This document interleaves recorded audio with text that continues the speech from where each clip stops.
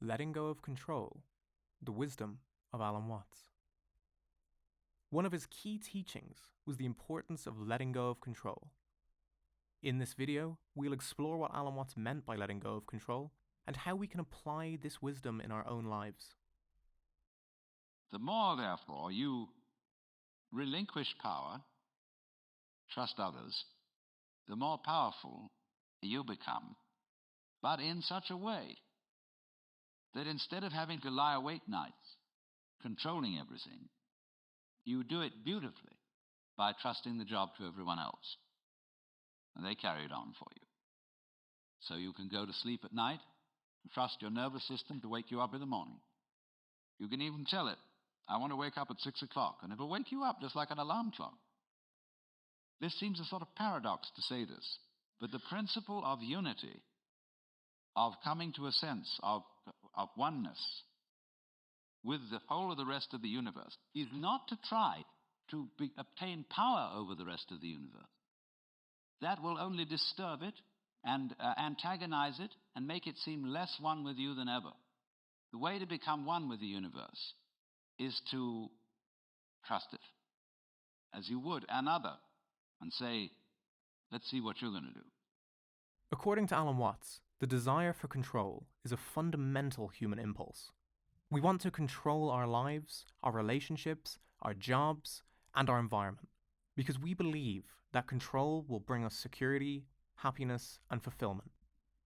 However, Alan Watts argues that control is an illusion. The universe is too complex, too unpredictable, and too interconnected to be controlled by any individual or group. We are like leaves floating on a river, trying to steer our course with our tiny little rudders. The more we resist the flow of the river, the more we suffer. The more we accept the flow of the river, the more we thrive. Many people who study the Taoist doctrines think that Wu Wei means do nothing, in the sense of laissez-faire, be lazy, always be passive. It doesn't mean that. There is a time for action. When you study judo, you use muscle only at the right moment. When your opponent is hopelessly overextended and off balance, and you add a little muscle to it and you throw him across the room. But only then. You never use muscle at the wrong moment. For as Shakespeare knew perfectly well, there is a tide in the affairs of men which, taken at its flood, leads on to fortune. And so Wu Wei is based on knowledge of the tide, the drift of things. Get with it. Wu Wei is the art of sailing rather than the art of rowing.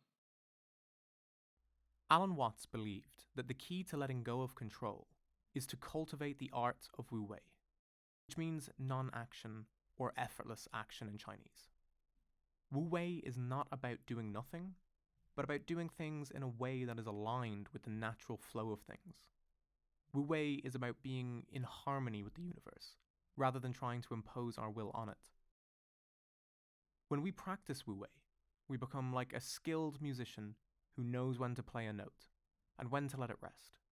We become like a surfer who knows when to paddle and when to ride the wave. We become like a dancer who knows when to move and when to pause. Wu Wei is not a passive surrender to fate, but an active participation in life. To be detached from the world, in the sense that Buddhists and Taoists and Hindus will often talk about detachment, does not mean to be non-participative. You can have a sexual life very rich and very full, and yet all the time be detached. By that I don't mean that you just go through it mechanically and have your thoughts elsewhere. I mean a complete participation, but still detached. And the difference of the two attitudes is this. On the one hand, there is a way of being so anxious about physical pleasure, so afraid that you won't make it, that you grab it too hard, that you just have to have that thing. And if you do that, you destroy it completely. And therefore, after every attempt to get it, you feel disappointed. You feel empty, you feel something was lost. And therefore you want it again. You have to keep repeating, because you never really got there. And it's this that is the hang-up. This is what is meant by attachment to this world in an evil sense. But on the other hand, pleasure in its fullness cannot be experienced when one is grasping it. I knew a little girl to whom someone gave a bunny rabbit. She was so delighted with the bunny rabbit and so afraid of losing it that taking it home in the car, she squeezed it to death with love. And lots of parents do that to their children. And lots of spouses do it to each other. They hold on too hard, and so take the life out of this transient, beautifully fragile thing that life is. To have it, to have life, and to have its pleasure, you must at the same time let go of it.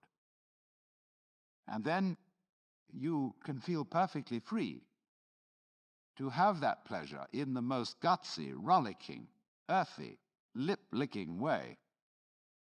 One's whole being taken over by a kind of undulative, convulsive ripple, which is like the very pulse of life itself.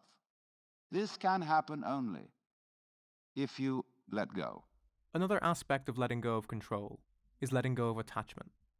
Alan Watts believed that attachment is the root of suffering. We suffer when we cling to things that are impermanent, when we identify with things that are not our true nature, and when we resist change. When we let go of attachment, we become free to experience the world as it is, rather than as we want it to be. We become free to express our true nature, rather than trying to conform to the expectations of others. We become free to embrace change, rather than to fear it. But you see, the knowledge of death helps the ego to disappear, because it tells you you can't hang on. As soon as you really discover this, and you stop clinging to change, then everything is quite different. It becomes amazing.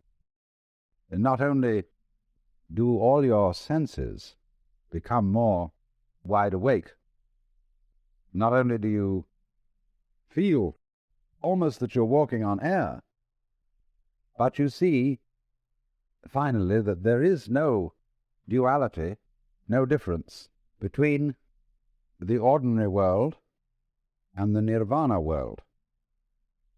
They're the same world, but what makes the difference is the point of view. Letting go of control is not easy. It requires courage, humility, and trust. But it is also liberating and empowering and joyful. When we let go of control, we open ourselves to the beauty, mystery, and wonder of life.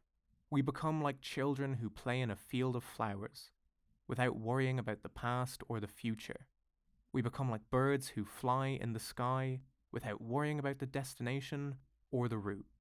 We become like the universe itself, which flows in a dance of energy and consciousness, without worrying about the beginning or the end. Letting go of control is not a destination, but a journey. It is a journey of discovery, of awakening, and of love. Thank you for watching this video. May you find the courage to let go of control and to embrace the flow of life. You see, you do the flip.